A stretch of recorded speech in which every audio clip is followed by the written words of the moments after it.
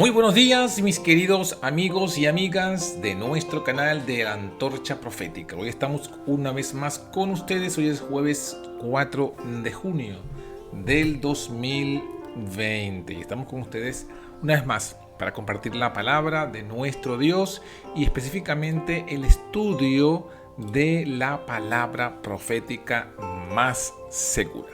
Pero antes de comenzar con el tema de hoy, vamos a hacer una pequeña oración para que Dios nos bendiga, nos guíe y nos dé la sabiduría que necesitamos.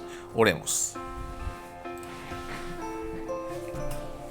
Querido y bondadoso Padre que moras en el alto cielo, una vez más agradecidos por la oportunidad que nos das en este día de estudiar tu palabra. Suplicamos que nos dirijas y nos guíes, tanto a mí como a los que van a escuchar este video. Te lo pedimos en el nombre de Jesús. Amén, Padre. Amén.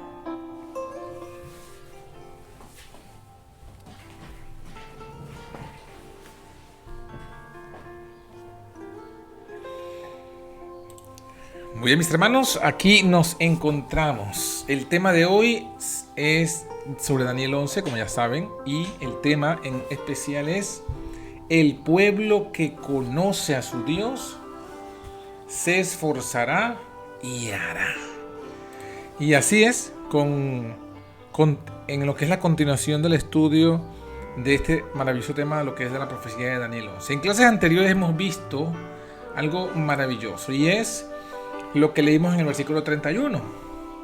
Serán puestos brazos de su parte. El ejército queda en manos de Roma. Contaminarán el santuario de fortaleza, es decir, destruyen los templos de los dioses paganos. Y quitan el continuo, quitan la religión del paganismo. Pondrían en su lugar la abominación espantosa o asoladora, que es el poder papal. Pero ¿qué viene a continuación? ¿Qué haría a continuación la abominación asoladora? El versículo 32 nos lo cuenta. Dice: con lisonjas hará pecar a los violadores del pacto. Pero el pueblo que conoce a su Dios se esforzará y hará. La tradición se colocaría por encima de la palabra. El pacto, mis hermanos, es la Biblia. El Antiguo y el Nuevo Testamento, Antiguo y Nuevo Pacto. Los que violan el pacto son los que dejan la Biblia como guía de vida. Y en su lugar, ¿qué toman? En su lugar siguen, persiguen y se basan y fundamentan su fe en las tradiciones. ¿Quiénes son entonces los violadores del pacto? Aquellos que siguen las tradiciones en lugar de la Biblia. Se refiere por consiguiente a los católicos, que son llevados a pecar, a violar la ley, los 10 mandamientos, por sus líderes, que con lisonjas los seducen y los apartan de la palabra de Dios. Esa sería el leitmotiv de la abominación asoladora. Con lisonjas hace pecar a los violadores del pacto. Comenzaría entonces un trabajo grande en el mundo para lisonjear, para seducir y llevarlos a la apostasía. Pero dice aquí: el pueblo que conoce a su Dios se esforzará y hará. Eso es lo que nos dice el versículo: el pueblo que conoce a su Dios. Habrá otro grupo que no se dejará lisonjear, que no violará el pacto, que conocerá a su Dios y se esforzará y hará. Y mis hermanos, ¿qué es conocer a Dios? En Juan capítulo 17, versículo 3 nos dice que la vida eterna está en conocer al Padre como el único Dios verdadero y conocer a Jesucristo como el que es enviado de Dios. Esa es la vida eterna, conocer a Dios de esa manera. ¿Y quiénes son entonces este pueblo que conoce a su Dios? El pueblo remanente, el pueblo que guardó la religión pura durante esta etapa de la edad oscura, de la edad media. Ese pueblo tiene nombre y principalmente son 3 grupos los que se conocieron en esta etapa que defendieron la verdad pura. Son los valdenses, los albingenses, los hugonotes, y habían unos que otros más, pero principalmente estos fueron los que con valor se esforzaron en hacer conocer al Dios verdadero. De los valdenses podemos decir lo siguiente: se contaron entre los primeros pueblos de todos de Europa que poseyeron una traducción de las Sagradas Escrituras. centenares de años antes de la Reforma, tenían ya la Biblia en su propia idioma, la Biblia manuscrita. Tenían pues la verdad sin adulteración. Y esto los hizo objeto de especial odio y de la persecución. Declaraban también que la iglesia de Roma era la Babilonia del Apocalipsis. Y con peligro de su vida se oponían a su influencia y sus principios corruptores. También defendieron la verdadera deidad. Conocieron a Dios y no aceptaron tal cosa como una trinidad.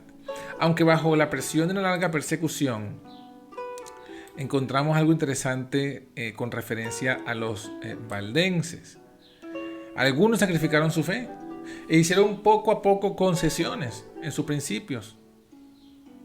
Otros se aferraron a la verdad. Durante siglos de oscuridad, mis hermanos, durante siglos de oscuridad y apostasía, hubo valdenses que negaron la supremacía de Roma, que rechazaron como idolátrico el culto a las imágenes y que guardaron el verdadero día de reposo, el sábado bíblico. Conservaron su fe en medio de la más violenta y tempestuosa oposición. Aunque fueron degollados por la espada de Saboya y quemados en la hoguera romanista, defendieron con firmeza la palabra de Dios y su honor. Tremendo testimonio del pueblo. Este es el pueblo que conoce a su Dios. Se esforzó y obró. Obró, como lo leímos allí. Vamos a ir un momentico hacia atrás, a la diapositiva anterior y la anterior. Vimos allí algo interesante y es este símbolo. Lux lucet in tenebris. Se esforzaron. Ese era el logo de los valdenses. ¿Sí? Es interesante que es una vela que representa una lámpara, detrás de la cual está una estrella.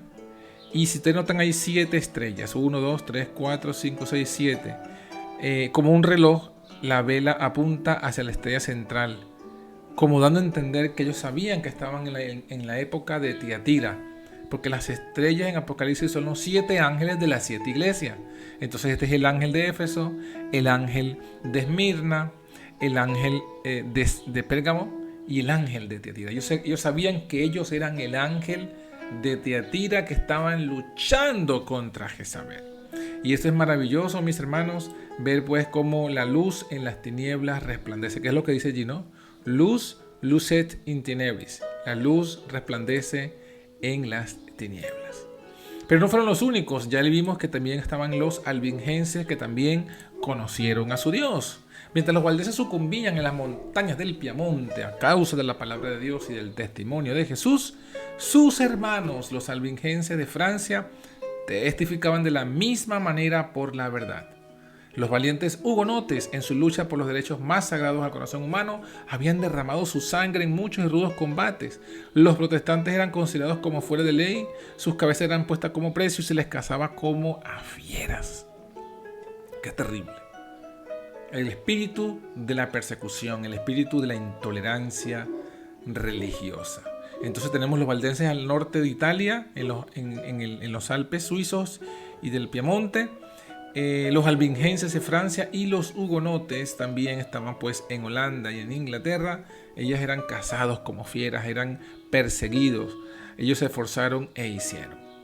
Ahora dice el texto: los sabios del pueblo darán sabiduría, muchos caerán a cuchillo de fuego, cautividad y despojo por días. ¿Qué representa esto? Esto representa a los días que duraría la persecución y el dominio papal, durante el cual los sabios cayeron a cuchillo, a fuego, a cautividad, a despojo. ¿Por cuántos días? La Biblia no nos dice. Tenemos los versículos respectivos en Apocalipsis 11:3 y 12:6. Hablan de 1260 días. En Apocalipsis 11:2 y 13:5 habla de 42 meses, que es lo mismo, 42 por 30. Cada mes trae 30 días. Son 1260 días.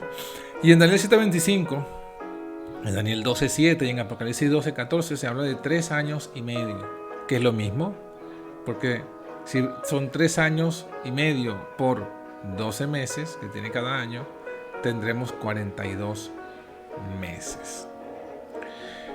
Y eso pues sería el tiempo, los días establecidos del dominio papal. Van del 538, cuando Justiniano establece el papado como cabeza de todas las iglesias. Y culminan cuando Napoleón envió al general Berthier a quitar el poder temporal al papado en el año de 1798. Así tenemos aquí entonces los 1260 días de poder y dominio papal. Se cumplió entonces el versículo 33. Los sabios del pueblo darían sabiduría a muchos, cayeron a cuchillo de fuego, cautividad y despojo por 1260 días. Sin embargo, durante ese tiempo nos dice la profecía que en su caer serían ayudados de pequeño socorro y muchos se juntarían a ellos con lisonjas. Tenemos así entonces que la gran reforma de Lutero y sus colaboradores proporcionó la ayuda aquí predicha. Los estados alemanes se aliaron a la causa del protestantismo, protegiendo a los reformadores, refrenando la obra de persecución tan furiosamente llevada adelante por la iglesia papal. Pero cuando ellos fueron ayudados y la causa comenzó a ser popular, muchos se unieron con halagos, abrazaron la causa por motivos indignos, siendo falsos de corazón vano, y hablaron palabras suaves y amigables para una política de autointerés, de autocomplacencia. Tenemos allí uno de los que se juntaron a la causa de la reforma con lisonjas y hicieron más daño que bien, a un tal llamado Tomás Munzer. Pero la profecía también nos dice que los sabios serían perseguidos hasta el tiempo del fin. Algunos de los sabios caerán para ser purgados y limpiados y emblanquecidos hasta el tiempo determinado, porque aún para esto hay plazo. Aunque fue restringido, el espíritu de persecución no fue destruido. Este brotaba donde quiera que había oportunidad. Especialmente este era el caso en Inglaterra. La religión del Estado de este reino era fluctuante. El Estado algunas veces bajo el protestantismo, otras veces bajo la jurisdicción papal, de acuerdo a la religión de la casa reinante. La reina María, la sangrienta, era una enemiga mortal de la casa protestante y multitudes cayeron víctimas de sus implacables persecuciones. Mis hermanos, eso es lo que nos dice la profecía. Eso es todo lo que tiene que ver con aquel periodo en el cual dice Daniel 11, el pueblo que conoce a su Dios se esforzaría y haría. Nos queda seguir avanzando entonces en la profecía de Daniel 11. La próxima clase va a ser acerca del rey ensoberbecido que se levanta sobre todo Dios. Pero poco a poco nos estamos acercando al tiempo presente. Poco a poco estamos colocando las bases de lo que va a ser la explicación del tiempo presente bajo la luz profética de Daniel 11.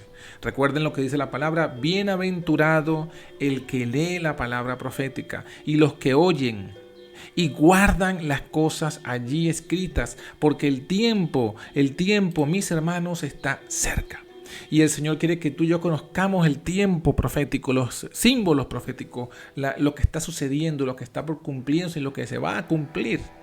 Así que es importante que sigamos estudiando y no cejes en estudiar. Comparte este video, estúdialo, compártelo a todo el mundo, para que todo el mundo conozca lo que ha sido la historia bíblica profética. Que Dios te bendiga y te dé un feliz día. Que siempre podamos estar juntos, ayudándonos, edificándonos unos a otros en la verdad presente. Hasta la próxima clase y que Dios pues les bendiga.